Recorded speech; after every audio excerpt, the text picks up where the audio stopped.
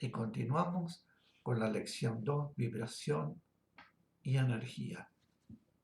Pregunta: ¿en qué momento queda eliminada la posibilidad de generar vibraciones negativas? Explicación: en el momento en que la partícula espiritual se ha desprendido completamente de todos los cuerpos físicos invisibles, transitorios, correspondientes a esa encarnación. Cuando esos cuerpos físicos invisibles transitorios se disgregan, cada sustancia vibratoria de los mismos va al plano correspondiente, pero sus vibraciones negativas, que constituyen el aspecto de necesidad kármica, marcan rastros en los cuerpos invisibles básicos. El ser se prepara más adelante para otra encarnación, pero ya no puede generar vibraciones negativas. Pregunta: ¿qué ocurre entonces con las vibraciones negativas generadas? Explicación: las vibraciones negativas generadas tienen dos aspectos: el aspecto espiritual, que es la energía que a través de la partícula proporcionó el todo espiritual, y el aspecto negativo originado en la voluntad.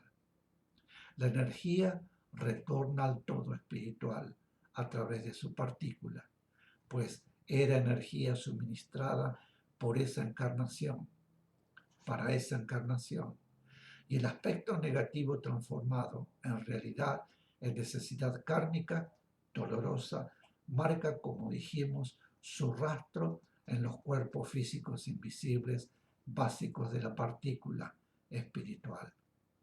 Luego, cuando esa partícula espiritual reencarne, deberá trabajar con esfuerzo y con dolor para eliminar ese rastro y saldar así su deuda con la ley. Todo ello constituye una experiencia que el ser asimilará y en su momento transformará en sabiduría. Como vemos, la ley es siempre amor. Pregunta: ¿tienen importancia el aspecto o la forma de los hechos? Explicación: no importan los hechos en su aspecto o en su forma. Lo importante es la calidad y la intensidad de la vibración generada por la mente y por el alma, que llevó al ser a realizar voluntariamente los hechos. El equivalente de esa vibración se traducirá en las futuras vidas humanas de su ser, de ese ser, en hechos y circunstancias, sea cual fuere el aspecto y la forma que adopten. Pregunta: ¿puede el ser espiritual cambiar su vibración de acuerdo con las tareas que le corresponden en el plano en que debe actuar? Explicación: la vibración del espíritu solo puede cambiar en términos de progreso evolutivo o de transmutación, pero esa vibración espiritual se manifiesta bajo diferentes aspectos en cada encarnación, de acuerdo con el trabajo que el ser debe realizar. Pregunta: ¿cómo se combinan las vibraciones densificadas para constituir materia con vibraciones del plano y del mundo? Explicación: cuando después del proceso de densificación comienza a actuar en el mundo, debe combinarse con vibraciones del plano para formar materia con las características correspondientes a la materia de ese plano y también del mundo, porque cada mundo tiene sus vibraciones propias y del plano. Esas vibraciones propias del mundo y las vibraciones propias del plano deben estar presentes en la materia y son las que dan las características a la materia resultante de vibraciones densificadas de vida no evolucionante que involuciona, evoluciona. Pregunta: ¿hay diferencia en el significado de los términos éter, ámbito infinito, espacios y cosmos que hallamos en las lecciones, tanto de los cursos básicos como en afianzamiento y profundización? Explicación. No. Éter, ámbito infinito, espacio y cosmos son en nuestras enseñanzas sinónimos. El espacio es lo infinito, pero el concepto no podemos extenderlo a los planos divinos creadores que estudiaremos más adelante. Pregunta. ¿Manifestación es sinónimo de expresión? Explicación. Sí, en el aspecto espiritual. Pregunta. En varias lecciones, especialmente las de los cursos básicos, encontramos los términos religiones verdaderas. ¿Cuáles son? Explicación. Son las religiones que tienen su origen en lo que podríamos denominar planos espirituales de la verdad y han sido iniciadas por enviados divinos, quienes actuaron en el mundo como canales de la verdad. Pregunta. Esto significa que el hinduismo, el budismo, el cristianismo, el judaísmo, el islamismo son religiones verdaderas, pero quienes debido a que su punto evolutivo no les permite comprender nada más profundo, más sutil, adoran, por ejemplo, al sol, ¿no tienen también su religión? Explicación.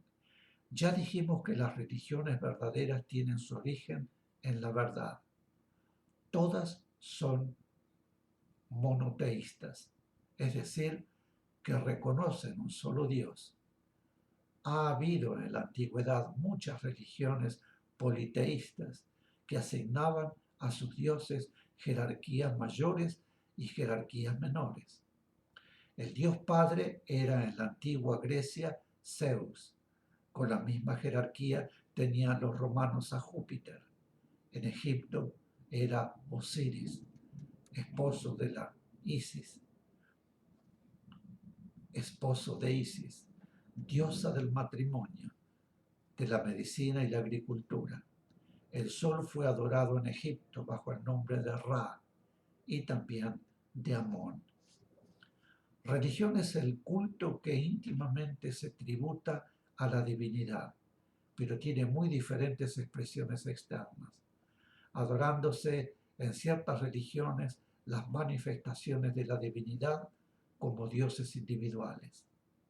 Así se adoró al sol, a la luna y demás, por el bien que de ellos recibía el hombre. También endiosaba el hombre sus propios vicios y tenían, por ejemplo, al dios del vino, Baco en los romanos y Dionisio en los griegos, y a Marte, dios romano de la guerra, cuyo culto excusaba sus ambiciones de conquista. Hubo en la antigüedad inspirados sabios cuyas doctrinas, basadas en la verdad, eran transmitidas a un reducido grupo de discípulos capacitados para comprenderlas, quienes las mantenían en secreto, pero cuando enseñaban esas doctrinas públicamente, adaptándolas a la capacidad de comprensión de la masa, el pueblo daba a lo que así aprendía representación en los elementos, en las fuerzas físicas, en la capacidad para satisfacer las necesidades de su vida, en las virtudes de sus héroes. Todo esto en el aspecto positivo, lógicamente, y así nacieron dioses y animales sagrados que adoraban y se diferenciaban según el lugar y el grupo en que se enseñó la doctrina o se fue luego transmitiendo. En esas transmisiones se recibieron agregados de las creencias de otros pueblos o de las creencias de los conquistadores, porque no debemos olvidar que aquellos eran tiempos de muy frecuentes invasiones de conquistas, pero esto no puede considerarse religiones verdaderas.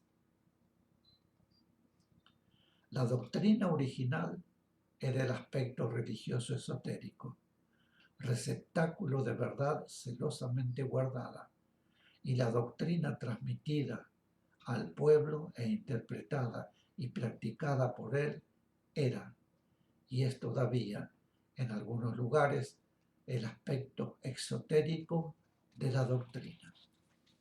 Mis queridos, aquí finalizamos la lección 2, vibración y energía. Volveré muy pronto para continuar con la tercera lección. Gracias por haberme acompañado y nos vemos muy prontito. Hasta siempre.